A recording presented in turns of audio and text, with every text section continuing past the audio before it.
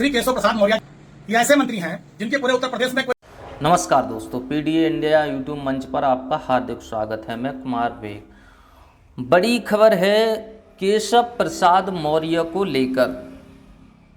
केशव प्रसाद मौर्य जो deputy CM हैं उत्तर प्रदेश के, उनको लेकर बड़ी खबर आ रही है। बड़ी खबर ये है कि केशव प्रसाद मौर्य हाल फिलहाल में कुछ दिन पहले मिल्कीपुर में जनसभा करने गए। जनसभा में कुर्सियां खाली थीं, कोई आया नहीं। मौर्य समाज के लोगों ने उनको छोड़ दिया, कहा कि आप तो पिछलग्गू हो, आपका कोई फ़ायदा नहीं यहाँ आने से, आप जाइए अपना काम करिए, मंत्री पद मिल गया है, आप जाके जाइए आराम से रबड़ी चाटिए, मंत्री पद में जो पैसा है पैसा कमाइए, हम आप लोगों की सभा में नहीं आएंगे। अब केशव प्रसाद मौर्य क्या ख़त्म होने की कगार पर है? लग तो यही रहा है दोस्तों कि केशव प्रसाद मौर्य खत्म होने की कगार पर है। देखिए पवन पांडे ने कैसे उनको धोया।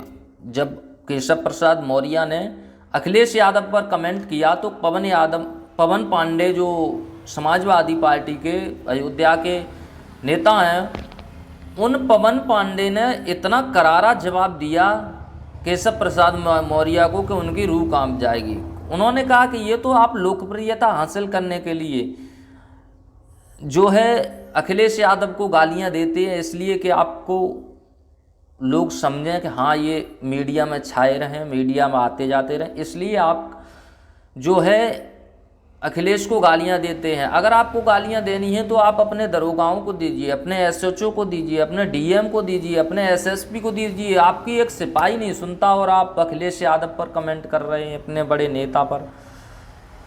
तो केशव प्रसाद मौर्य की उत्तर प्रदेश सरकार के में बिल्कुल उप मुख्यमंत्री श्री केशव प्रसाद मौर्य जी मिल्कीपुर में भारतीय जनता पार्टी को मजबूत करने के लिए आए थे। ये ऐसे मंत्री हैं जिनके पूरे उत्तर प्रदेश में कोई दरोगा भी नहीं सुनता। और इन्होंने भाषण क्या दिया? इन्होंने मिल्कीपुर में आकर भाषण दिया कि अखिलेश माफियाओं के सरगना केशव प्रसाद मौर्य, और ये अखबारों में छपा। मैं केशव प्रसाद मौर्य जी आपसे पूछना चाहता हूं, बार बार आप अखिलेश जी का नाम लेकर सस्ती लोकप्रियता हासिल करना चाहते हैं, क्योंकि अखबार और टीवी वाले आपको पूछ नहीं रहे, उत्तर प्रदेश के माननीय मुख्यमंत्री आपको पूछ नहीं रहे, दिल्ली और लखनऊ के बीच में आप पेंडुलम बनकर रह गए हैं। कोई ये वही केशव प्रसाद मौर्य हैं जिनको एक बार भाजपा में इनकी इतनी वैल्यू थी कि इनको कह रहे थे, जब ये सरकार बनने वाली थी 2017 से पहले, तो लोग प्रदेश अध्यक्ष थे, तो लोगों को ये सोचा लोगों ने कि ये हो सकता है कि बीजेपी इनको मुख्यमंत्री बना दे, इसलिए शाक्य कुशवाहा सैनी मौर्य समाज ने वोट दिया बीजेपी को भर भर झोली। लेकिन जब मुख्यमंत्री बनाने का समय आया तो मुख्यमंत्री बन गए योगी आदित्यनाथ। उसके बाद अब जो है शाक्य सैनी मौर्य कुशवाहा समाज के लोग, पीडीए के लोग जाग गए। उन्होंने कहा हमारा आरक्षण खत्म हो रहा है, ये वो सब चीज़ समझ गए। उन्होंने वोट दे दिया समाजवादी पार्टी को। अब अपनी लोकप्रियता हासिल करने के लिए, क्योंकि अब वो शाक्य सैनी कुशवाहा मौर्य समाज वोट यहाँ से कट गया, तो अब अपनी वो लोकप्रियता बचाने के लिए, बीजेपी में बने रहने के लिए अब अनाप शनाप बयान दे रहे हैं, ऊट पटाक बातें कर रहे हैं कि कहीं कैसे ही हम समाज में बने रहें और लोग हमें मानने लगें। आज से 10 साल पहले उनकी इतनी लोकप्रियता थी यूपी के अंदर कि वो बहुत वोट उनके कहने पर मिलता था, लेकिन आज उनकी वो वैल्यू है कि एक प्रधान मौर्य विधायक और प्रधान जितनी वैल्यू मौर्य समाज के लोगों में नहीं रही। जबकि फूलपुर है, वहाँ से भी वो हारे पिछली बार विधानसभा में, इस बार भी फूलपुर सीट भी हारी थी, लेकिन वो तो बेईमानी से जितवा दिया गया।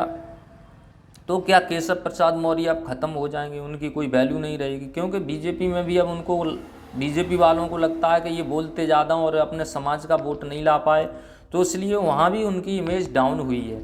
लेकिन उसके साथ साथ समाज में भी उनकी इमेज बहुत ही डाउन होती चली जा रही है।